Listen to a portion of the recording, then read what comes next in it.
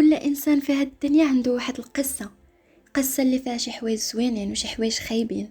قصه اللي كتكون مليئه بلحظات زوينه اللي ضحكنا فيها وفرحنا فيها، وفي نفس الوقت كاينين اللحظات اللي عشنا فيهم صدمات وجروح اللي مازال تابعيننا لحد الان، واللي مازال كيأثروا علينا وعلى السلوكيات والتصرفات ديالنا كإنسان. ولكن المشكله كتبدا ملي الانسان ما كيقدرش يتجاوز هذيك الصدمه، وكيكون معرض لبزاف ديال الامراض والعقد النفسيه بحال الاكتئاب. انتي بالضبط اللي كتشوفي هذا الفيديو يقدر يكون عندك واحد الصدمه ولا جرح من الماضي مازال ما قدرتي تجاوزيه، ولا ما عارفاش اصلا واش كاين. في الفيديو ديال اليوم غادي نشوفوا شنو هي بعد الصدمه النفسيه، شنو هما هاد العلامات ديال الصدمه النفسيه، وكيفاش نقدروا نشافيو وندوزو هادوك الصدمات وجروح ديال الطفل الداخلي. ولكن قبل من كل شيء ما تنساونيش ديروا لي لايك وواحد سبسكرايب واجي نكملوا الفيديو. فاش كنقولوا صدمه نفسيه، واحد الحاله اللي كتصيب النفسيه ديال الانسان وكتكون بسبب شي حاجه اللي وقعت في الماضي، ولكن كتكون مازال كتشكل واحد العبء نفسي على الشخص لحد الان.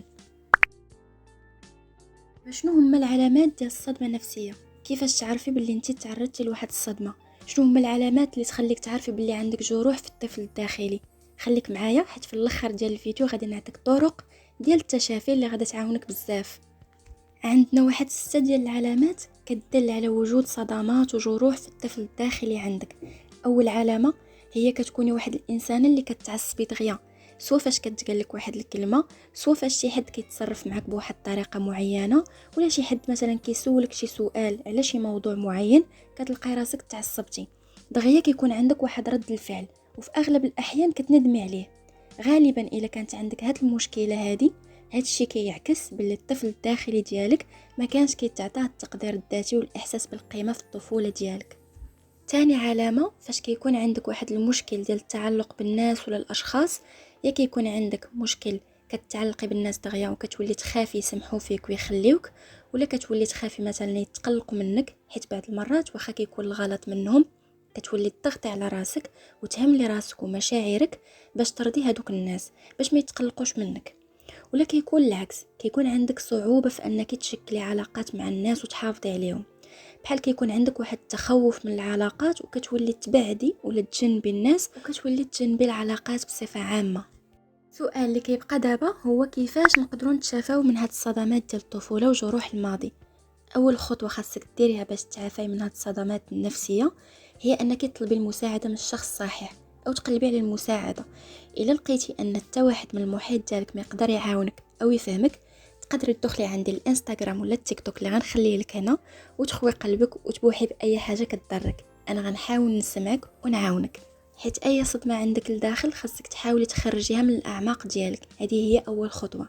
تاني خطوة هي حاولي تخصصي واحد الوقت اللي ديري فيه غير داكشي اللي كيريحك وكتستمتعي به، سواء رسم او تقراي كتاب. اختاري اي حاجه كتريحك وديريها، واعتبري باللي هذه واحد جلسه ديال تفريغ الطاقه السلبيه اللي عندك. الخطوه الثالثه هي حاولي تهضري مع الناس وتواصلي مع الاخرين. حسي راسك بواحد الالفه وبواحد الانتماء، حيت الا انعزلتي في هذه المرحله بالضبط يقدر يؤدي لواحد النتائج اللي سلبيه وتمرضي ولا تعرضي لامراض نفسيه اكثر.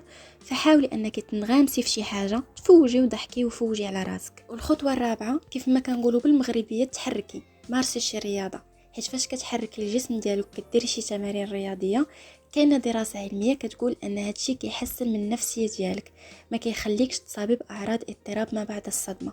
ولا ما كنتيش مثلا كتعجبك الرياضه تقدري ديري اي حاجه اخرى كتخليك تستمتعي، بحال مثلا اليوغا او التمشي.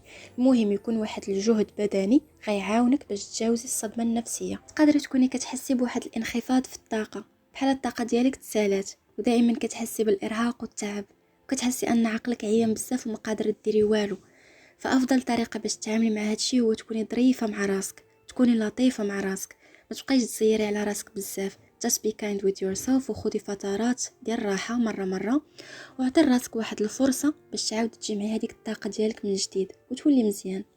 نعطيكم واحد من اهم التمارين اللي مخصصه للتشافي كيستعملوها لي كوتش واخصائيين نفسيين في الجلسات ديال العلاج، وهذا التمرين كافي الا كنتي كل مره كتعاوديه باش تشافي راسك براسك.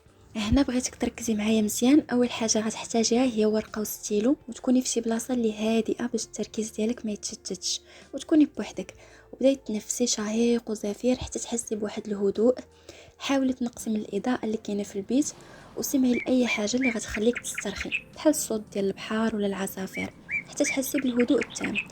خدي ورقه كتبي فيها باليد اليسرى ديالك رساله لهداك الشخص اللي انت بسببه كاينه في واحد الصدمه او عندك جرح بسببه.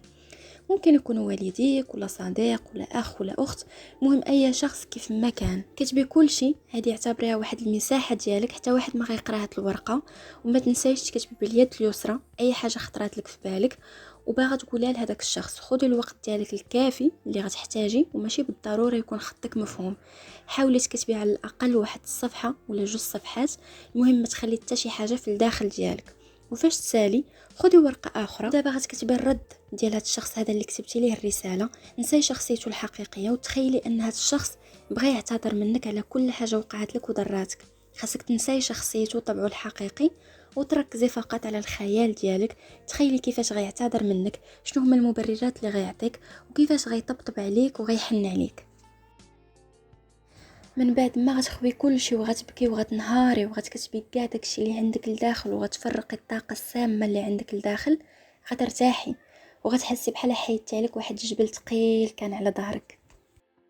الفيديو ديال اليوم سالا، نتمنى الفيديو يكون عجبكم، وكنتمنى اي وحده عندها صدمه ولا عندها جرح من الطفوله ديالها ولا من الماضي ديالها تستافد من هذا الفيديو. كنتمنى لكم السعاده وتهلاو ليا فراسكم.